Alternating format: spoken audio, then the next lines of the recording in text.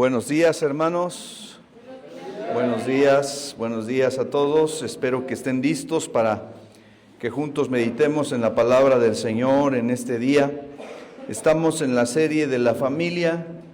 Estamos analizando algunas cosas de la familia cristiana, la constitución de la familia cristiana, nuestra propia vida, en lo particular, cómo tiene que encajar con la familia cristiana, el diseño que Dios hizo para los seres humanos, el diseño que el Señor pensó desde el principio. Y vamos a pedirle al Señor que nos guíe en estos minutos. Señor, queremos pedirte, Padre Celestial, que tú seas el que dirija nuestros pensamientos, nuestro corazón en esta hora.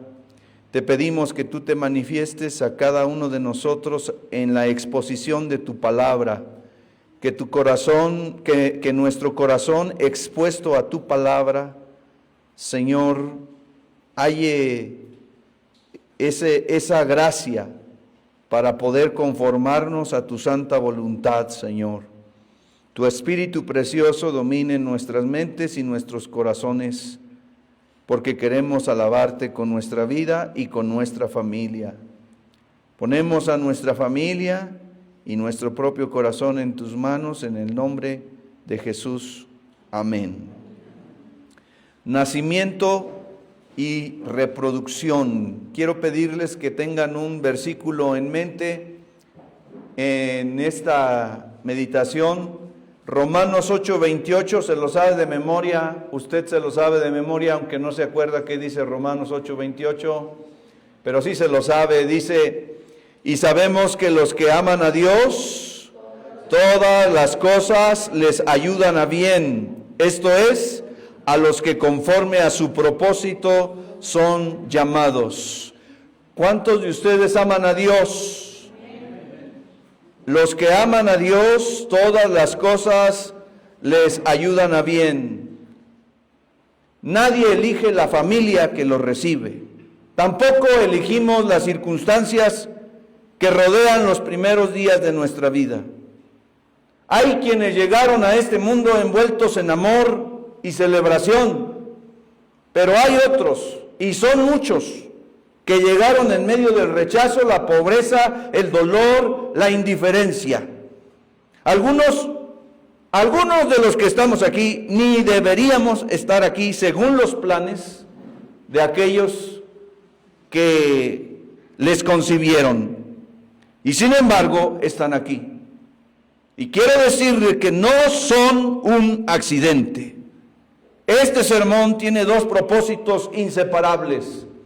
El primero es recordarte que tu nacimiento, sin importar cómo fue, no determina tu destino. Tu vida tiene valor porque Dios te formó y te conoció antes de que existieras. Y Dios tiene un propósito para ti. La segunda cosa es que este sermón quiere desafiarte a que una vez que recibes la verdad, tienes la responsabilidad de reproducirla. No podemos pensar solo en nuestra propia vida, aquí en mi tierra, aquí en la tierra estoy, y mi propia vida y mis propios planes. El Señor un día nos pedirá cuentas de la siguiente generación. Como dijo C.S. Lewis, no importa quién fuiste, lo que importa es quién decides ser. Y voy a abordar la primera parte de las dos partes. La primera parte es tu nacimiento, con la primera frase: sobreponiéndonos o sobreponiéndote a tu origen. Número 1, las circunstancias de tu nacimiento sí importan. Miren lo que dice el Salmo 139, versículos 15 y 16. No estaba oculto de ti mi cuerpo, cuando en secreto fui formado y entretejido en las profundidades de la tierra. Tus ojos vieron mi embrión y en tu libro se escribieron todos los días que me fueron dados, cuando no existía ni uno solo de ellos. Para muchas personas, Los conflictos con sus emociones comenzaron desde el embarazo o desde el nacimiento. Durante 9 meses el niño está unido a su madre a través de la placenta, la cual no solamente le proporciona alimento, sino que también transmite las emociones de la mamá a través de las hormonas que segrega su organismo. Un embarazo marcado por el rechazo, el estrés o la violencia deja huellas reales en ese ser en formación. El conflicto más serio ocurre cuando el niño se entera de que fue rechazado desde el inicio. La crisis puede ser más aguda si desde su nacimiento se le demuestra indiferencia, descuido y maltrato. Y de eso hay más casos y más ejemplos de los que nos gustaría saber. Y me llama la atención algunos casos extraordinarios, como el de Gerard Depardieu, el famoso actor francés ruso que relata en su autobiografía, que le tituló Así sucedió, y él decía que su madre no quería que naciera.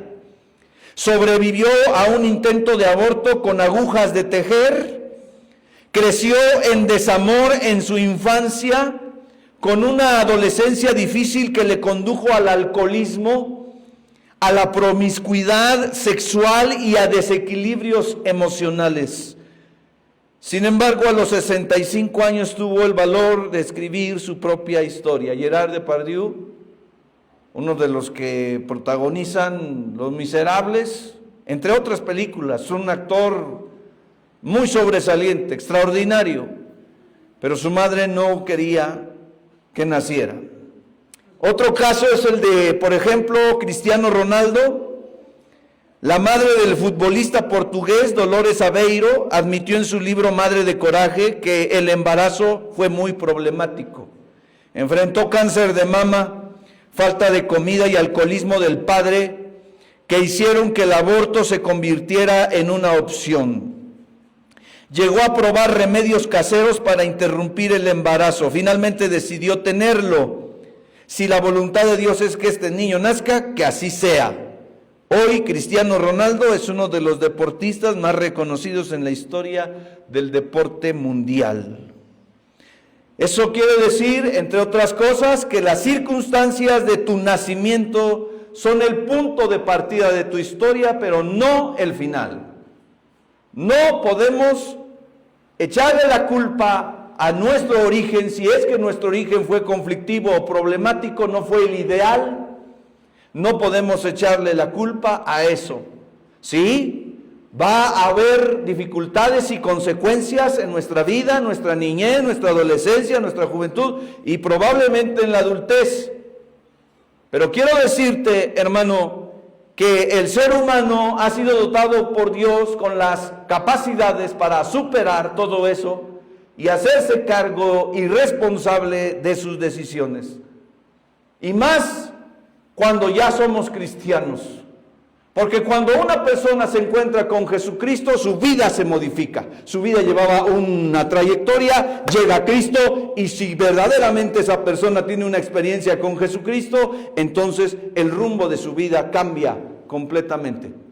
Y el Espíritu de Dios y la palabra de Dios nos da los elementos, los recursos para superar todo aquello cuanto haya sido difícil en nuestra vida. El Espíritu de Dios es el que produce amor, gozo, paz, paciencia, benignidad, bondad, fe, mansedumbre, templanza. Dice la Biblia, contra tales cosas no hay ley, porque no hace falta ley. Esas cosas salen como rasgos del carácter de una persona que tiene comunión con Dios. ¿Y qué dice la palabra de sí misma? Toda la Escritura es inspirada por Dios, útil para enseñar, para corregir, para instruir, para reprender, para que el hombre de Dios, ¿qué? Sea enteramente preparado para toda buena obra.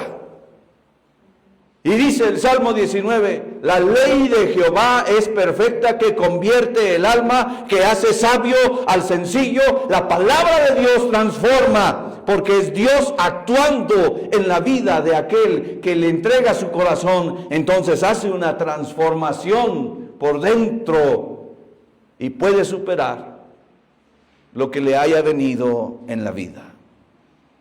El rey David, hijo menor de Isaí, quien fue menospreciado incluso por su propio padre cuando el profeta Samuel buscó al futuro rey, concluyó en el Salmo 139, que ya leímos, que Dios lo había entretejido en secreto, que sus días estaban escritos en el libro de Dios antes que existiera un solo día de su vida. Sí importa cómo empezó tu vida. Un parto fuera de tiempo, hospitalización con cuidados prenatales intensivos, el rechazo de tus padres, todas las experiencias no son inútiles, tienen un propósito, desarrollaron una personalidad única con un propósito que Dios puede usar en su plenitud. Número 2, ahora pensé en el peligro de quedarse en Lodebar. ¿Cómo dije? El peligro de quedarse en Lodebar. Tuviste un nacimiento difícil o un desarrollo, una niñez difícil. Bueno, pero algunos se quedan en Lodebar. Lodebar era un lugar en el desierto donde un pequeño niño fue a vivir. El niño se llamaba Mefiboset. ¿Cómo se llamaba el niño? ¿Y dónde fue a vivir? En Lodebar, Lodebar.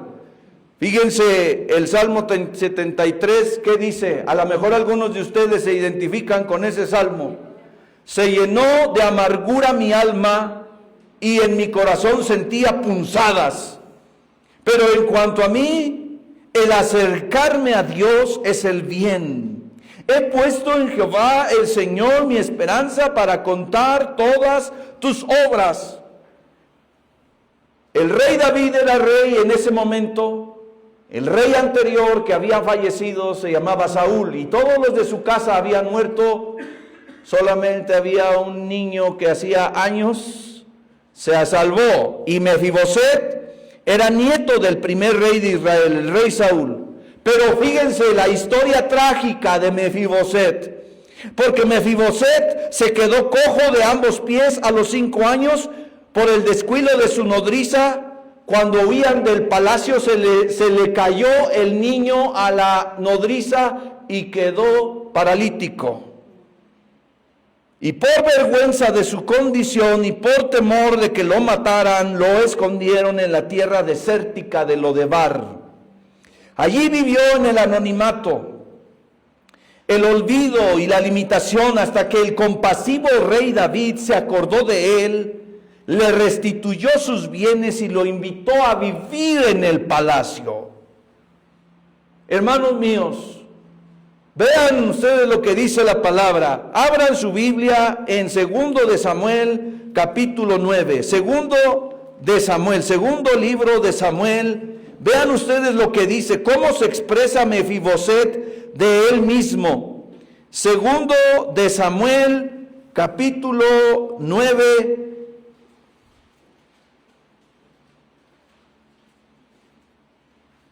Se lo voy a leer en la versión Nueva Traducción Viviente. Usted lo puede leer en su Biblia, pero es muy importante que usted lea del texto bíblico, tenga de primera mano el texto bíblico. 2 de Samuel, capítulo 9. Cierto día David preguntó, ¿hay alguien de la familia de Saúl que aún siga con vida? ¿Alguien a quien pueda mostrarle bondad por amor a Jonatán? Entonces mandó llamar a Siba, un hombre que había sido uno de los siervos de Saúl. ¿Eres tú Siba?, le preguntó el rey. Sí, señor, lo soy, contestó Siba. Enseguida el rey le preguntó, ¿hay alguien de la familia de Saúl que todavía viva? De ser así, quisiera mostrarle la bondad de Dios. Siba le contestó, sí, uno de los hijos de Jonatán sigue con vida, está lisiado de ambos pies. ¿Dónde está?, le preguntó el rey. En Lodebar, le contestó Siba, en la casa de Maquir, hijo de Amiel. Entonces David mandó a buscarlo y lo sacó de la casa de Maquir. Su nombre era Mefiboset. Era hijo de Jonatán y nieto de Saúl. Cuando se presentó ante David, se postró hasta el suelo con profundo respeto. David dijo: saludos, Mefiboset. Mefiboset respondió: yo soy tu siervo. David le dijo: no tengas miedo. Mi intención es mostrarte mi bondad, porque le prometí a tu padre Jonatán: te daré todas las propiedades que pertenecían a tu abuelo Saúl, y comerás aquí conmigo a la mesa del rey. Mefiboset se inclinó respetuosamente y exclamó, miren lo que dijo: ¿quién es su siervo para que le muestre tal bondad a un perro muerto como yo?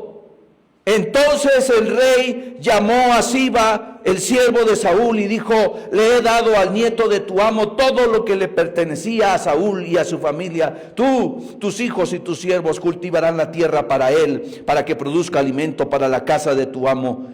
Pero Mefiboset, el nieto de tu amo, comerá aquí, a mi mesa. Siba tenía 15 hijos y 20 siervos. Siba respondió: sí, mi señor el rey, yo soy su siervo y haré lo que me ha ordenado. A partir de ese momento, Mefiboset comió a la mesa de David como si fuera uno de los hijos del rey.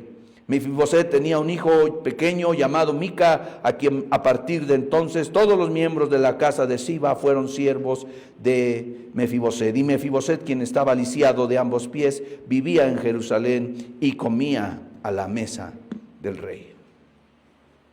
Y algunos entre nosotros se han sentido como un perro, solos, despreciados, con infortunio, por la familia en que nacieron, por los padres que tuvieron, por la situación económica que les tocó vivir. Y algunos se han quedado a lamer sus heridas en Lodebar. Lodebar representa el lugar al que muchos se retiran cuando su pasado les avergüenza y les atemoriza. Cuando tienen el corazón, como el salmista, lleno de amargura, cuando experimentan el aislamiento, la autosuficiencia que está herida.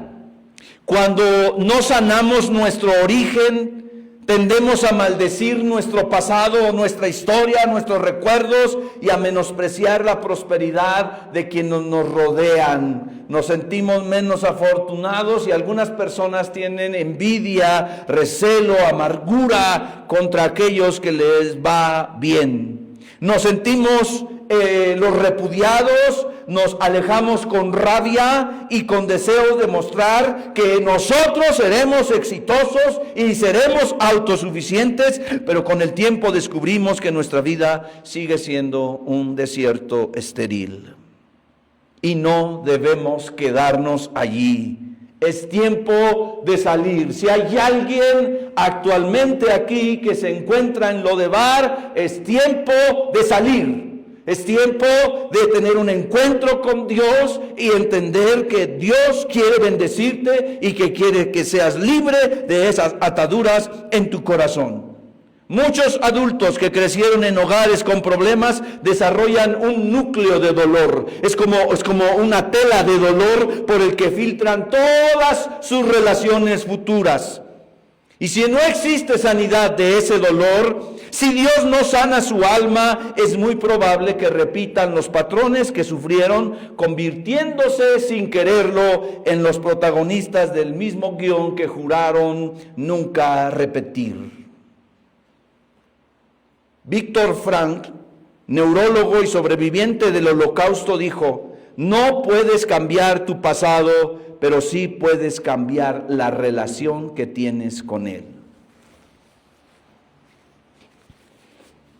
Número 3. Dios redime tu historia. Acércate a Él. Es el bien. Y sabemos que los que aman a Dios, ¿cuántos aman a Dios?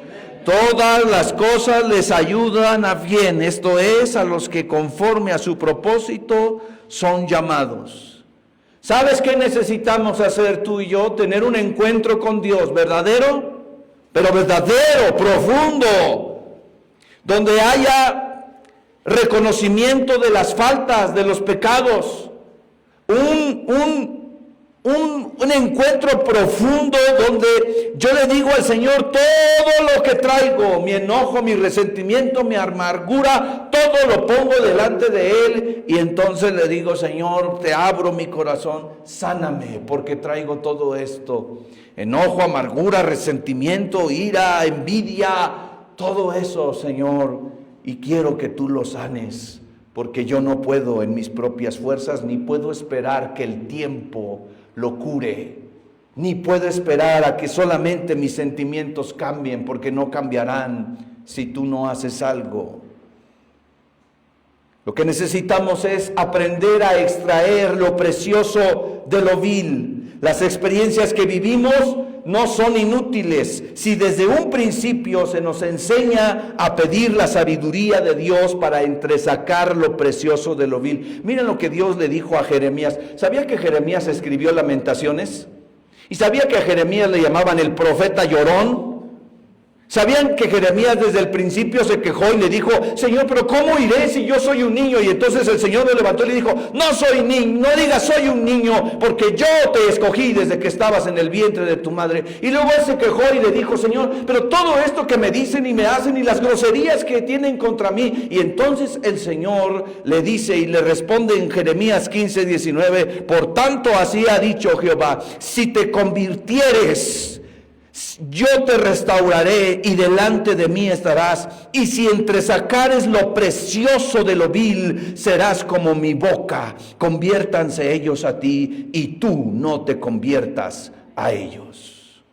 La Nueva Traducción Viviente dice, esto responde el Señor, si regresas a mí, te restauraré para que puedas continuar sirviéndome. Si hablas palabras beneficiosas en vez de palabras despreciables, serás mi vocero. Tienes que influir en ellos, no dejes que ellos influyan en ti. Pelearán contra ti, esos sentimientos, esas emociones pelearán contra ti. Esas ideas, esa ideología pelearán contra ti como un ejército en ataque.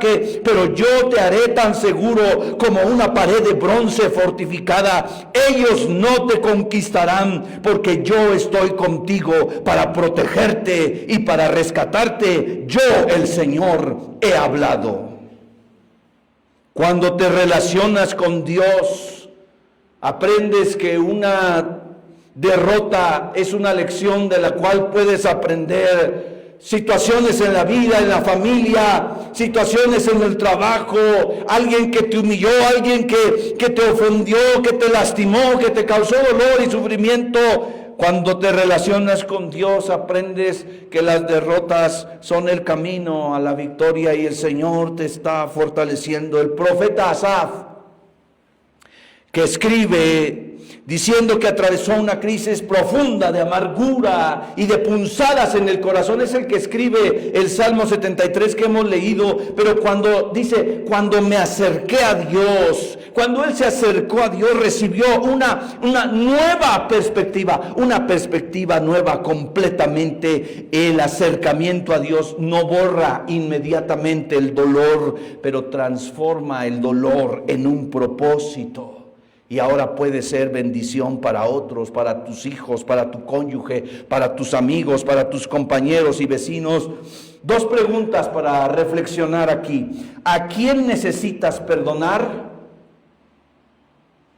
¿A quién necesitas perdonar? Y dos, ¿de qué sentimientos viejos necesitas despojarte para mirar la vida con claridad? La respuesta honesta a esa pregunta, estas preguntas, serán el primer paso para salir de lo de bar.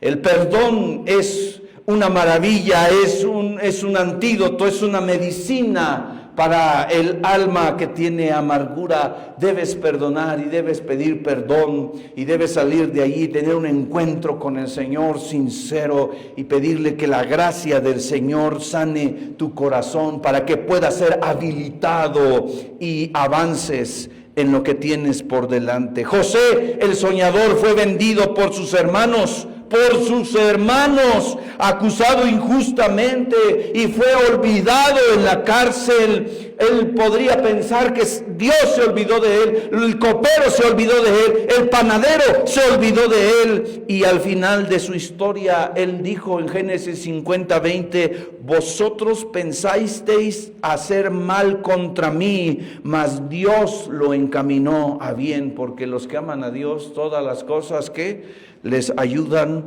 a bien. Su historia de rechazo. ¿Cuántos han sufrido aquí rechazo? Las personas han sufrido rechazos.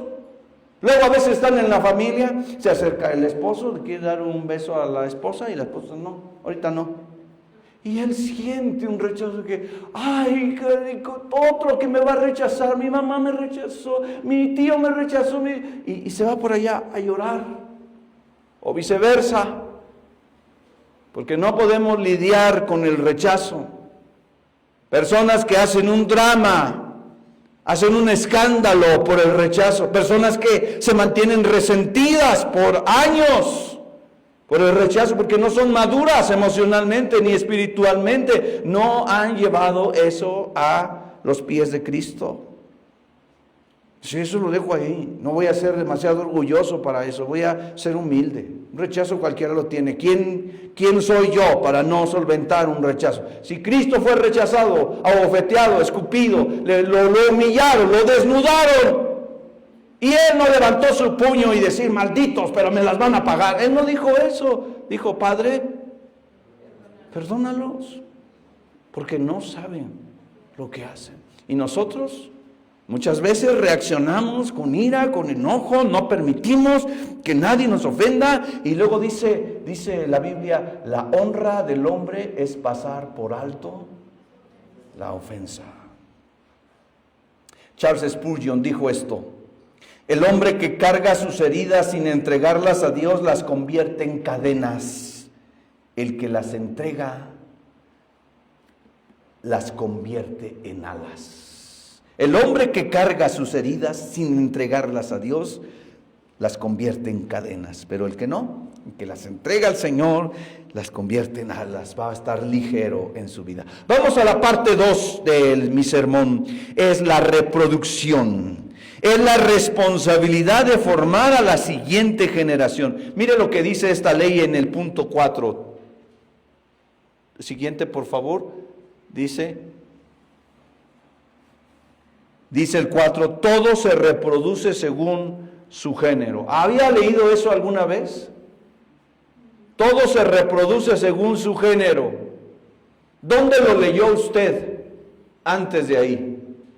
Todo se reproduce según su género. ¿Dónde? En Génesis. Dios así lo planeó, ¿no es cierto? Así lo creó. Dijo que todas las cosas produzcan según su género. Dice Crónicas 22:3, también él anduvo en los caminos de la casa de Acab, pues su madre le aconsejaba a que actuase impíamente. ¿Qué es impíamente?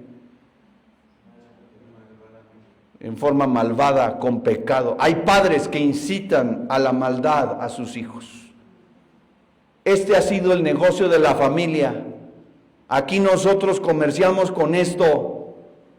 Hay padres que han obligado a sus hijos a participar en la trata de personas, ¿sí? A vender droga. Hay padres que le dicen a sus hijos, ve a beber, ve al antro, ve a ese lugar, porque todos tenemos que saber. Dice, su madre le aconsejaba a que actuase impíamente. Sí, desde la antigüedad y ahora hay personas, padres, que como ellos no han tenido una confección, una transformación de parte de Dios, entonces ahora ellos lo que engendran, lo que producen, lo que contagian, lo que dan es una instrucción equivocada, torcida, porque no están guiándose por la palabra de Dios. Hermanos, nosotros en nuestra familia debemos de buscar ser muy cristianos, muy apegados a la Biblia, a lo que enseña la palabra de Dios, el pensamiento de Dios. ¿Cómo te vas a llenar? ¿Cómo se va a compenetrar tu vida de la palabra de Dios? ¿Cómo logramos eso? ¿Cómo logramos adquirir el pensamiento de Dios en un mundo perverso, en un mundo que se aleja de Dios? ¿Cómo lo hacemos? ¿Cómo nos llenamos del pensamiento de Dios? No hay otra forma, hermano, con la palabra. Pero si tú estás en las cosas, distraído en otras cosas, en tu celular, en los medios, y no estás pendiente de cómo piensa Dios de esto, es fácil que tú te vayas con la corriente del mundo. Y entonces ahora falta que ya en las iglesias digan, mira, un terian, por decir algo. Porque solamente es un ejemplo de cómo la gente es arrastrada por la corriente. Si me dicen, oye pastor, hay una persona allí en esa colonia que se cree perro y anda, yo digo, pues está mal, ¿no? Está como mal de sus facultades o algo. Pero si me dicen, es que son 200, entonces digo, ya hay más. Por eso dice la Biblia que la sabiduría de este mundo es humana, animal y diabólica. Pero ¿quién puede discernir eso? ¿Quién puede entender eso? Cuando pasa esa ideología por enfrente de ti, tú tienes que tener el pensamiento de Dios. ¿Y cómo adquieres el pensamiento de Dios? Dice que cuando nosotros nos llenamos de su palabra, dice el apóstol Pablo en Corintios, nosotros no tenemos el espíritu del mundo, sino el espíritu de Dios. Pero el mundo no puede percibir las cosas de Dios porque se han de discernir espiritualmente. Dice y termina diciendo, mas nosotros tenemos la mente de Cristo. ¿Qué significa eso? Que el cristiano adquiere la forma de pensar de Dios cuando tiene esa comunión con Dios. Pero cuando no, eres arrastrado sobre eso. Y nuestro ejemplo hacia las demás personas es eso.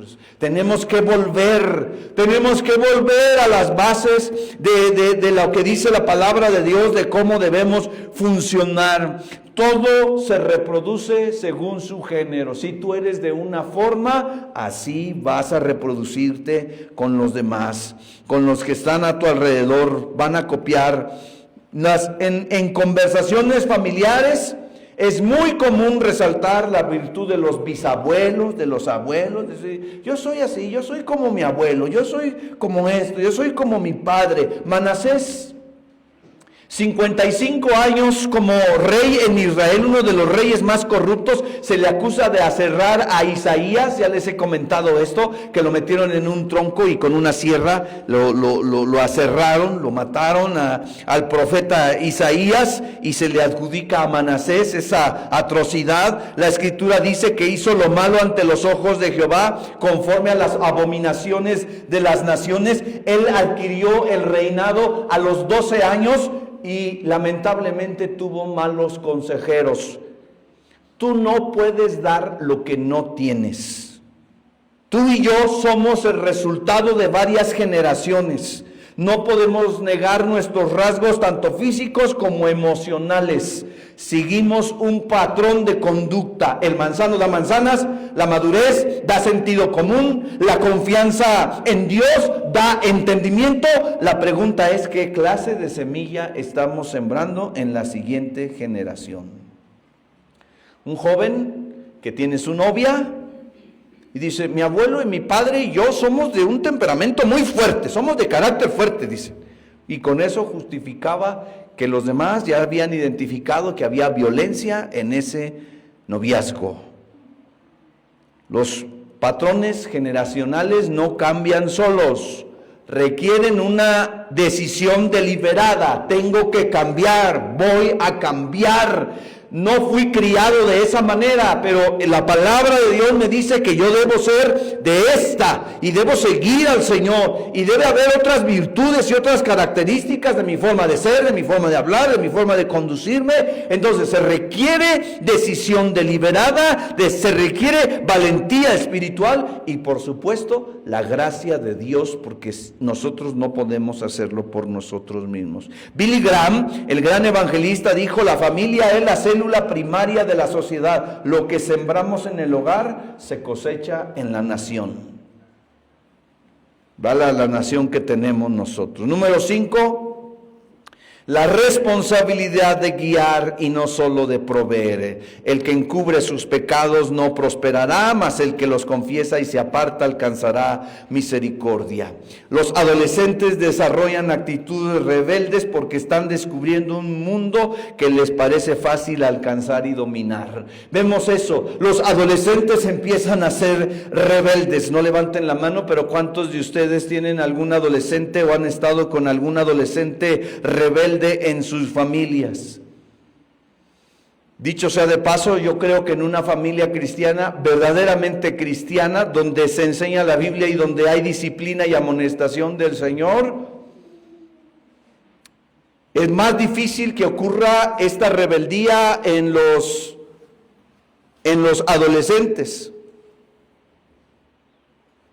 Yo creo que si el padre y la madre desde pequeños tienen a los niños en disciplina y amonestación del Señor, que aprendan modales, que aprendan a comportarse, que aprendan a gestionar sus emociones en la forma correcta, que aprendan amor, cariño, juego, todo eso, que aprendan a comportarse, aprendan las reglas de autoridad. Yo soy tu autoridad, soy tu padre, a mí no me puedes levantar la voz, no puedes discutir conmigo de una manera insolente. Puedes expresar tus inconformidades, pero siempre con respeto. Tienes que aprender el valor de la autoridad. A tu director, a tu maestro, a tus padres, a quien esté en autoridad, al árbitro que está ahí en el partido, eres la autoridad. Y tú debes dirigirte correctamente. Al policía, al de tránsito, a quien sea que esté en autoridad, tú debes aprender a respetar la autoridad. Desde niños. Y si tú lo enseñas desde que tienen 2 años, 3 años, 4 o 5, hermano, cuando esos muchachos son adolescentes, te respetan. Te respetan. Y casi no discuten. Yo me puse abusado desde que eran mis hijos niños. Hoy ustedes no, que no se ponen abusados, hermano.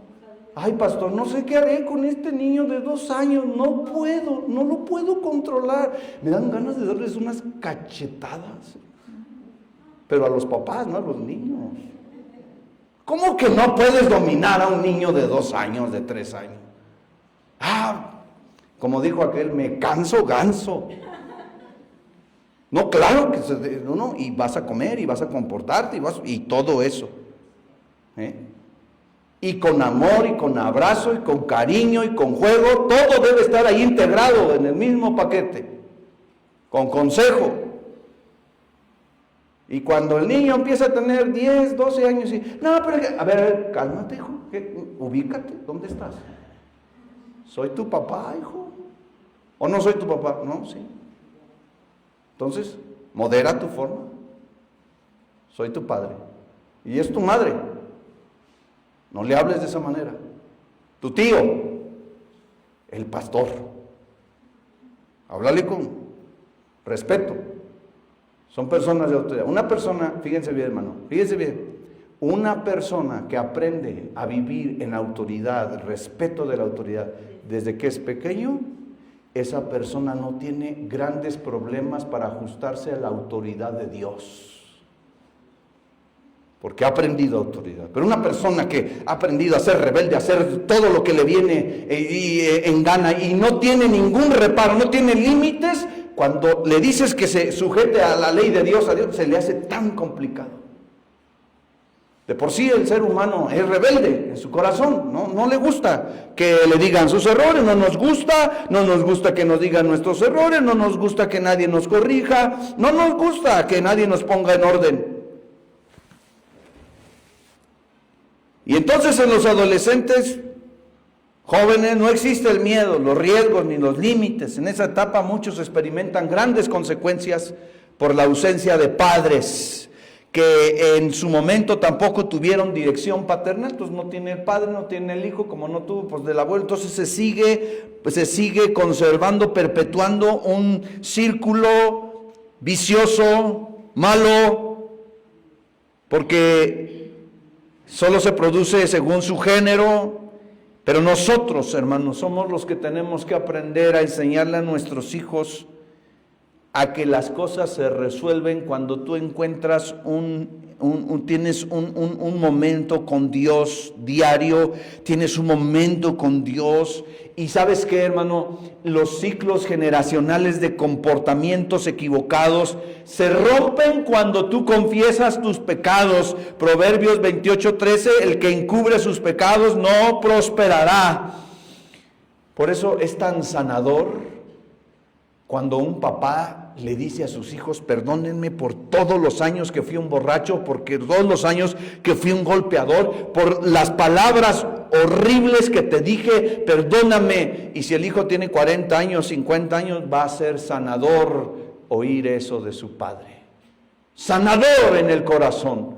Por eso la Biblia también creo que dice allá en Santiago: confiésense las faltas los unos a los otros para que seáis sanados. Entonces nosotros debemos de pensar en esto y como padres dar el ejemplo de que no solamente es proveer, debemos guiar, y a veces es con el perdón. Hijos, perdónenme. Esposa, perdone. Familia, perdónenme. Suegros, perdónenme porque he sido tan fea persona con ustedes. ¿Cuántos no deberían de hacer eso hoy? Suegrita, perdóname porque fui fea contigo, fui feo contigo, te dije esto y no estuvo bien. El cristiano debe hacerlo, y es un ejemplo para los hijos. Lo que parece vulnerabilidad es un ejemplo de carácter, de humildad y de valentía. La transparencia ante Dios es el prerequisito de la transformación.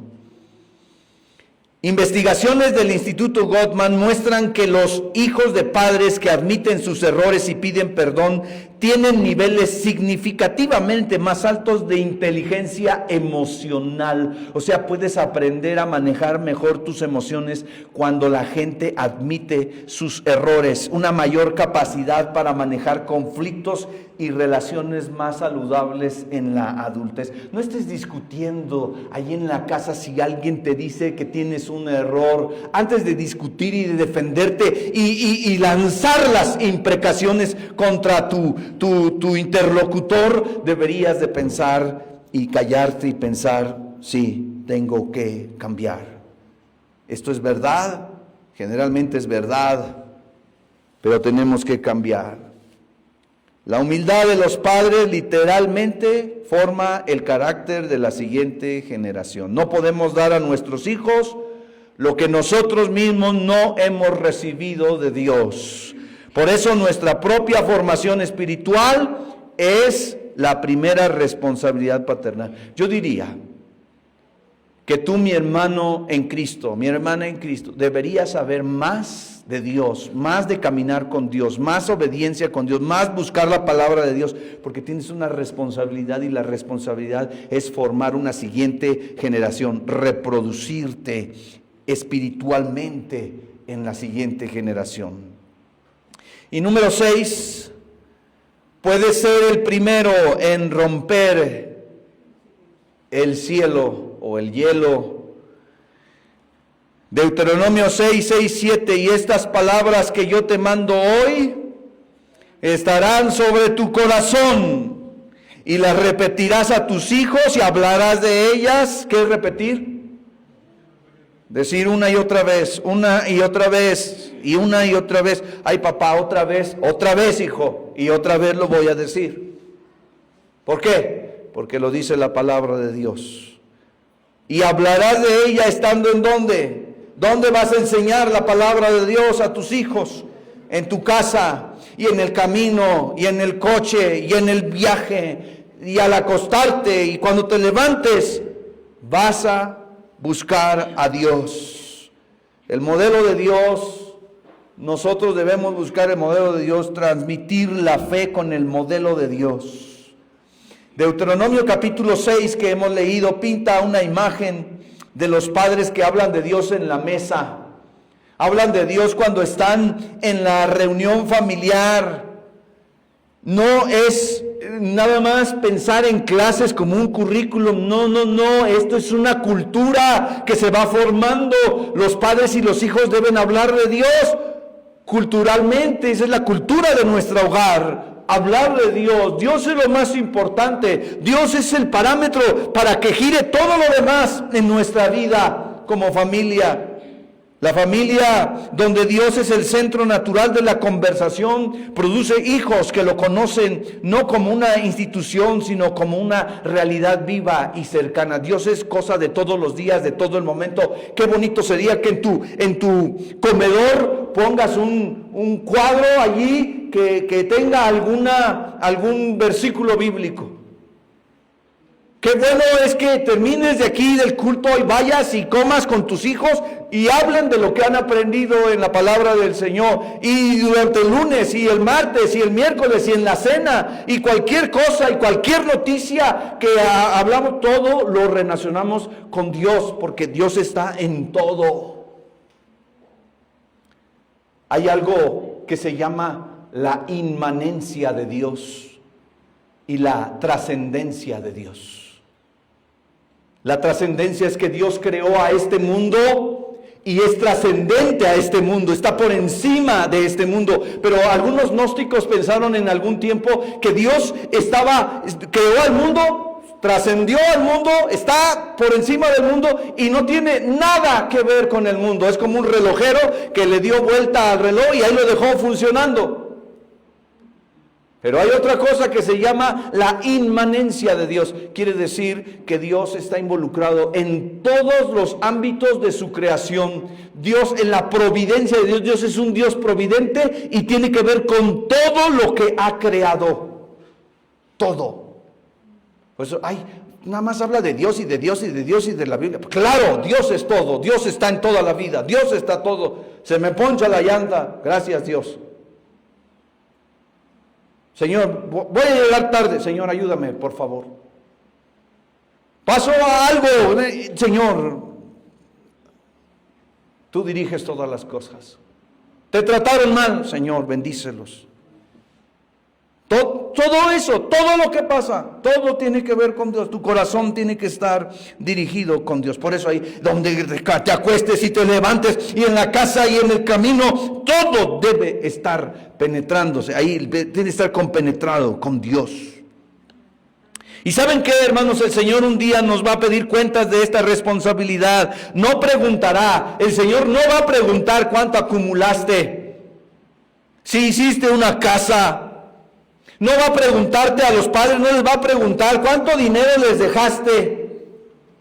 No como herencia material, sino el legado espiritual. Hijos que amen a Dios, hijos que obedezcan la palabra, que hayan visto en sus padres, no la perfección, pero sí la autenticidad de alguien que camina con Dios a pesar de las limitaciones y de los problemas y de su origen y de cómo haya sido su nacimiento. Nosotros servimos a Dios, nosotros caminamos con Dios. Timoteo es un ejemplo extraordinario de herencia espiritual. Pablo le escribe, dice: traigo a la memoria la fe no fingida que hay en ti, la cual habitó primero en tu abuela Loida y en tu madre Eunice. 2 Timoteo 1:5. La fe de Timoteo no fue un accidente, fue el resultado de 2 generaciones de mujeres fieles que sembraron deliberadamente. Aquí hay abuelas.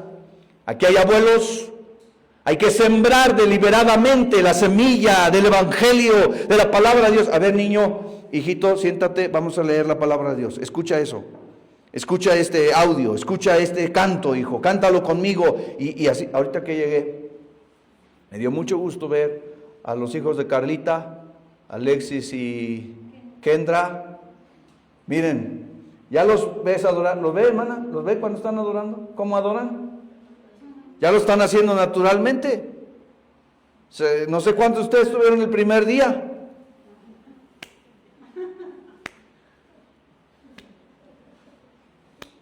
hasta sin ritmo.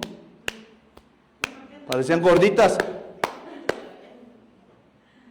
Y me decían que, pues ahí está la letra, canta a Dios, cántaselo a Dios, hijo. Y ahora llegan, se colocan y ya le están cantando a Dios, hermano. Niños de 9, 10 años están cantando a Dios. Pero si no hubiéramos hecho la corrección, ¿dónde andarían? ¿Allá en el pirul? Mientras está el culto. Tenemos que hacer algo, tenemos que hacer una corrección. Tú eres abuela, tú eres abuelo, tú eres padre. Tienes que tomar a tus hijos y tomar un momento. Si se te pasó el día, hijo, levántate, vamos a leer la palabra de Dios. ¿Pero qué? Levántate, vamos a leer la palabra de Dios, hijo. Lee un libro, lee algo de Dios, canta a Dios, escucha algo de Dios, hijo. Tú tienes esa responsabilidad, yo tengo esa responsabilidad. Nosotros, hermanos, como una familia cristiana, que estamos formando familias cristianas, tenemos la responsabilidad de guiar a nuestros hijos.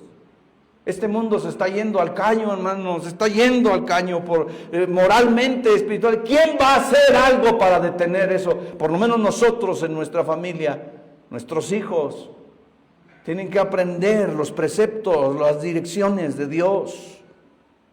Una persona fiel puede cambiar el rumbo de toda una línea familiar.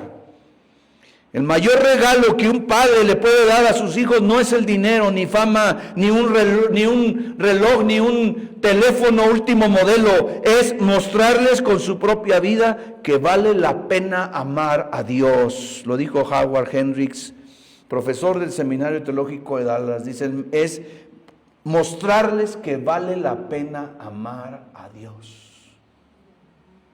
Vale la pena amar a Dios. Concluyo, hermanos en el Señor. Hoy hemos recorrido dos verdades que no pueden separarse. La primera, no importa cómo comenzaste, tu nacimiento pudo haber estado rodeado de rechazo, dolor o indiferencia, pero Dios te vio, te entretejió, escribió tus días antes que existiera uno solo de ellos. Tu vida es un milagro operado por Dios y ese milagro tiene un propósito. La segunda es que ese propósito no termina en ti. Dios no te redimió solo para que tú solito fueras feliz.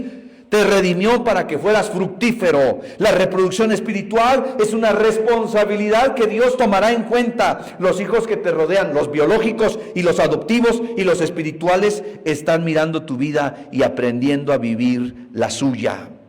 Y hoy Dios te da invitaciones concretas. Deja de pelear con tu pasado. Entrégaselo a Dios con honestidad y pide que Él extraiga lo precioso de lo vil, de lo que te ha parecido estéril a ti, y sal de lo de Bar. Rompe el ciclo, confiesa lo que necesitas confesar. No encubras tus defectos heredados, enfréntalos con gracia, la gracia de Dios. Lo que no se nombra no sana, lo que no sana se transmite y siembra deliberadamente. Decide hoy que la siguiente generación recibirá de ti herencia espiritual. No perfección, porque no la tenemos, pero sí fidelidad, no ausencia de errores, sino presencia de Dios en la vida cotidiana.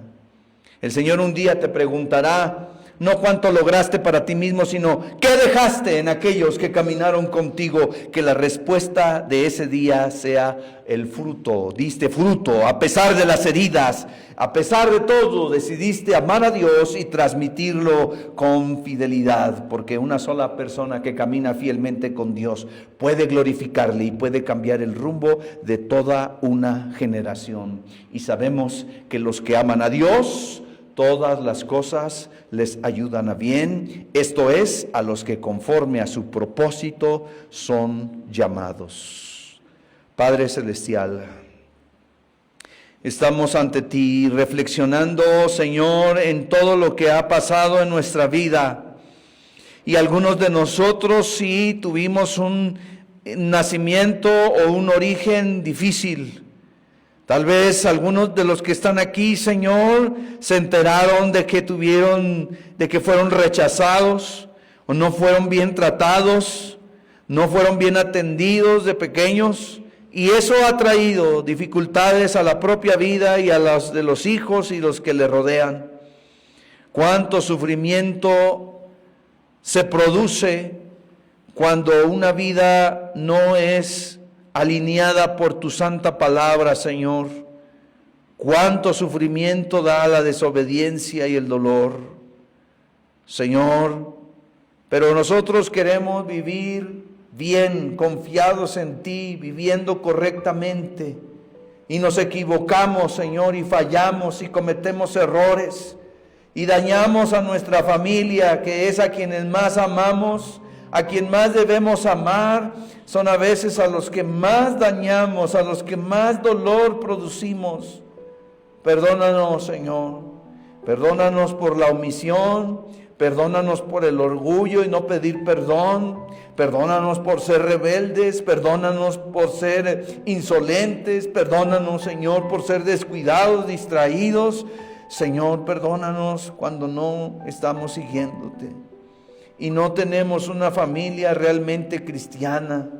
No hacemos lo que nos corresponde en nuestra parte, Señor.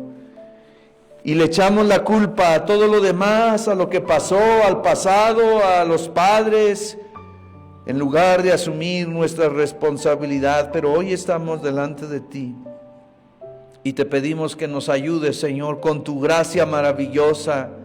Y te pedimos que nos ayudes para tener ese encuentro contigo cada vez, cada día, ese encuentro contigo diario, Señor, donde podamos compenetrarnos con tu espíritu y con tu palabra para adquirir la forma de pensar bíblica, la forma de pensar cristiana, la forma de pensar espiritual y agradarte así, bendecir, ser una bendición para nuestros hijos, para todas las personas que nos rodean, especialmente los que viven en nuestra casa.